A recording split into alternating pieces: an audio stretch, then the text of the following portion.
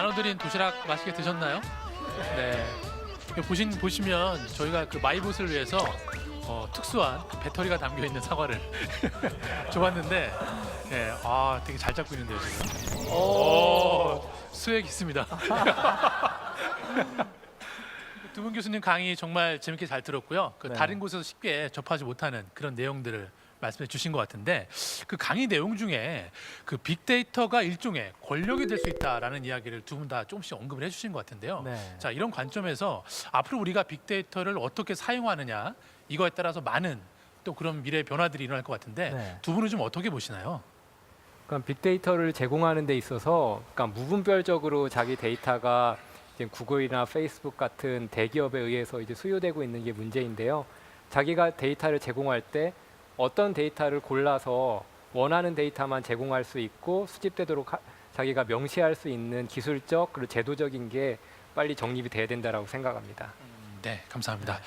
저는, 네. 저는 이제 문제가 네. 우리가 제어하지 않는 상태에서 무방비로 데이터가 많이 누군가에 의해서 수집이 되고 있을 수 있다고 생각합니다.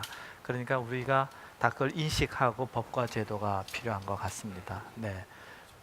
어쨌든 민간 기업들은 무조건 데이터를 많이 쌓아야만 또 자기네 수익과 직결되기 때문에. 네. 네. 근데 기업 차원뿐만 아니라 국가 차원에서도 네. 기관 차원에서도 우리 카이스트가 제가 몇 시에 출퇴근하는지 다 보고 있을 수도 있거든요.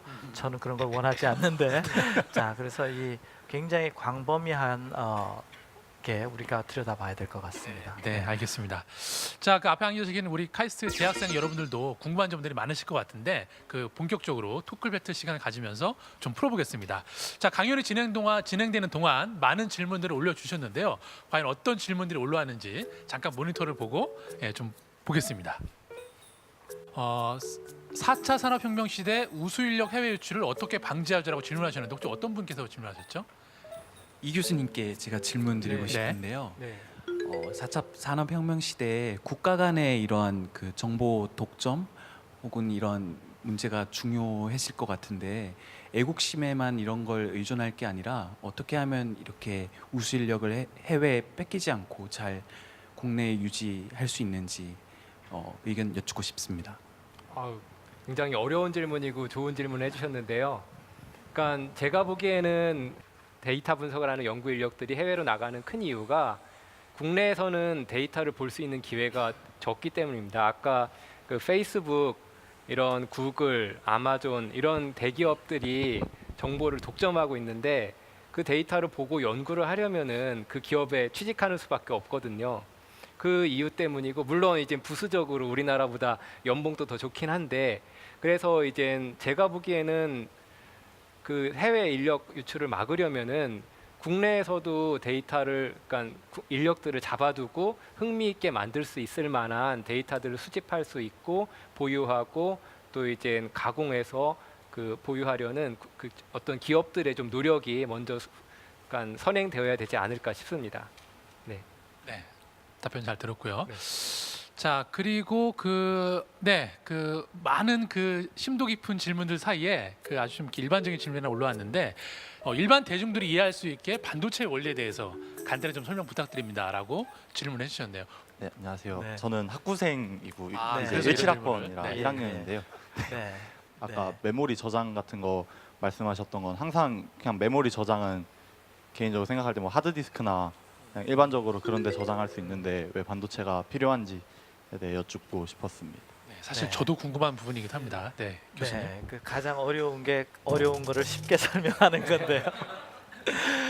네, 아직 저희 집사람하고 딸한테도 아직 설명 못한 건데 오늘 해보겠습니다.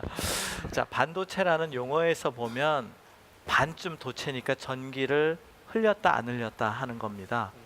그래서 우리가 구조를 만들어서 스위치를 만듭니다. 외부에 전압을 가하면 전기가 통했다 안 했다. 근데 이제 전기가 통했다 안 했다라는 거를 피드백, 이렇게 다시 신호가 돌아오게 만들어주면 자기 기억하는 기능이 있고요. 그다음에 켜졌다 꺼졌다 하는 것을 잘 이렇게 선을 연결하면 우리가 논리회로에서 and, or, not이라는 걸 만들 수 있어요. 그것을 조립하면 계산도 할 수 있고 기억도 할 수 있어요. 근데 놀라운 거는 그 외부의 입력에 의해서 그런 모든 회로들이 변해요. 그래서 프로그래밍을 할 수 있다는 것이죠. 그걸 통해서 우리가 컴퓨터도 만들고 인공지능도 구현하고 빅데이터도 저장한다 이렇게 보시면 되고, 앞으로 제가 인생에서 변하지 않는 여러 가지가 있는데요. 제가 100세밖에 못 산다든가 하루에 3끼밖에 못 먹는다든가 여러 가지가 있는데 변하지 않는 게 반도체는 영원하리라. 모든 우리가 원하는 이 생각을 다 반도체에 심을 수 있습니다. 그래서 4차 산업혁명에서 가장 중요한 부품이 반도체가 되겠습니다. 네, 답변 잘 들었고요.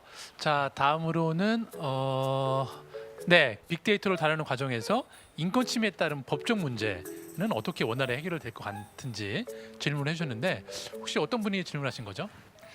빅데이터 연구를 열심히 진행하시고 계신 것 같은데 그 빅데이터를 다루면서 개인 정보들이잖아요. 그 빅데이터들이.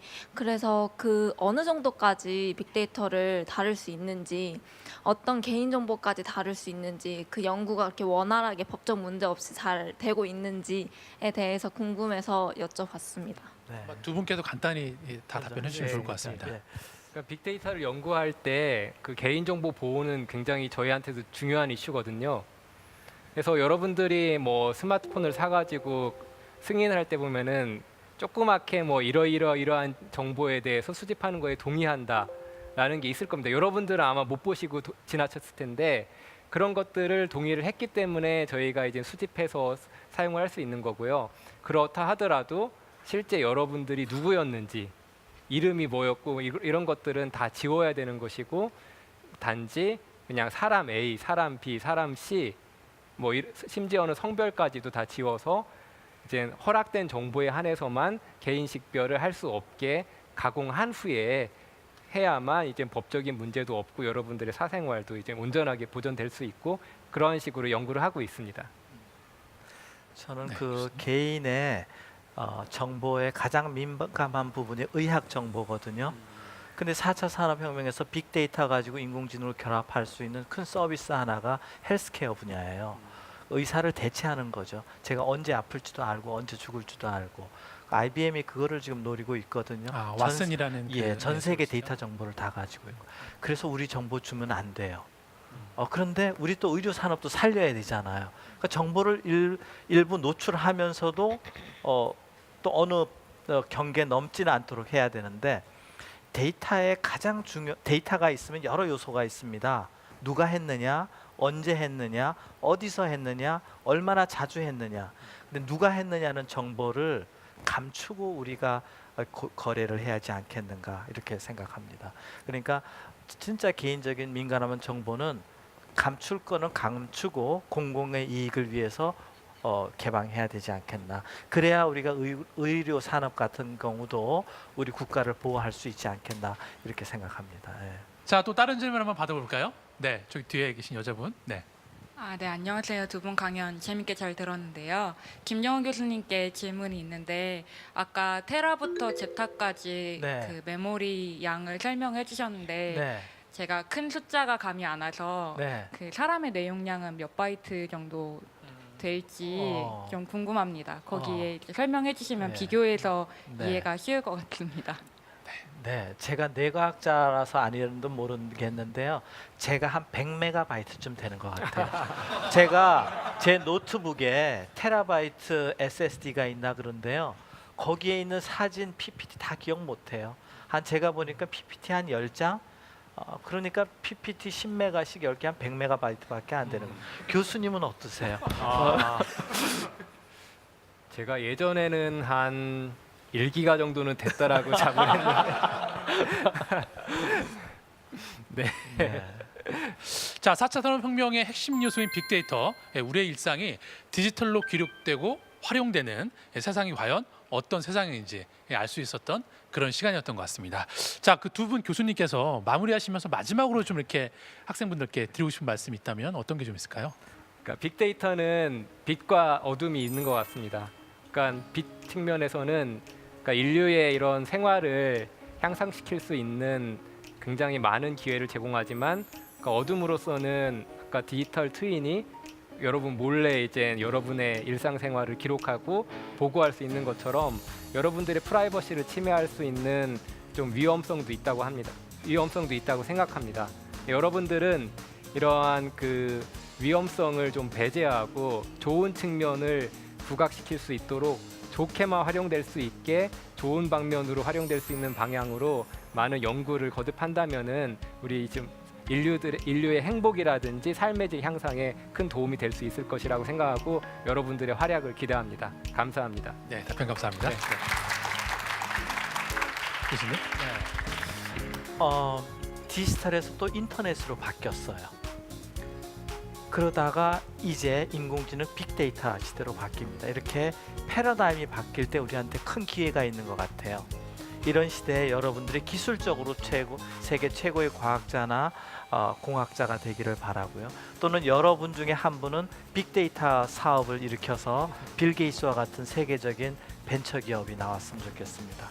꼭 이렇게 패러다임의 변화가 우리한테 위기이자 기회가 오는데 우리 다 기회로 삼자 이 말씀을 드리고 싶습니다. 네.